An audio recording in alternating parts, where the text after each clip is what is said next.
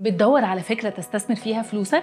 طيب فكرت قبل كده في الاستثمار في المنتجات الرقمية؟ لو لأ يبقى الفيديو ده علشانك. أنواع الاستثمارات الرقمية مختلفة لكن مميزاتها شبه واحدة. منخفضة التكاليف، يعني مش بتحتاج راس مال كبير، سهلة في التوسع، بتدي عائدات سريعة ومغرية لو اتعملت صح، بتحقق دخل سلبي وممكن توصل بيها للعالم كله، وكمان ممكن تحدثها في أي وقت حسب ما تحب. هقول لك أمثلة تقدر تستثمر فيها وأنت في بيتك. بس في الأول يعني إيه أصلاً منتج رقمي؟ المنتجات والخدمات الرقمية هي منتجات مش بتقدر تروح تشتريها من السوبر ماركت أو المحل، هي أي منتج بيتم تصميمه على الأجهزة وبيتم بيعه واستخدامه برضه على الأجهزة، ودي سواء خدمة بتقدمها للمستهلك أو منتج بتبيعه، زي الاستثمار في الكتب الرقمية والصوتية، وده ممكن تعمله بإنك تتواصل مع الكاتب مباشرة أو دور النشر، تشتري حقوق الكتب وتحولها لكتب رقمية أو صوتية، والبرامج اللي بتعمل كده كتير. أو لو أنت موهوب بقى ومتخصص في مجال معين، ممكن كمان تكتب بنفسك كتب وتبيعها للجمهور. كمان ممكن تستثمر في الصور والتصاميم، تشتري وتبيع أو تعمل بنفسك صور وتصاميم رقمية وتبيعها على الإنترنت. وعلشان تكون مميز فيه لازم تكون بتعرف تستخدم أدوات التصميم أو بتعرف تصور كويس. خلي بالك من الكواليتي وادرس الأسعار وحط أسعار تنافسية. في كمان الاستثمار في الفيديوز.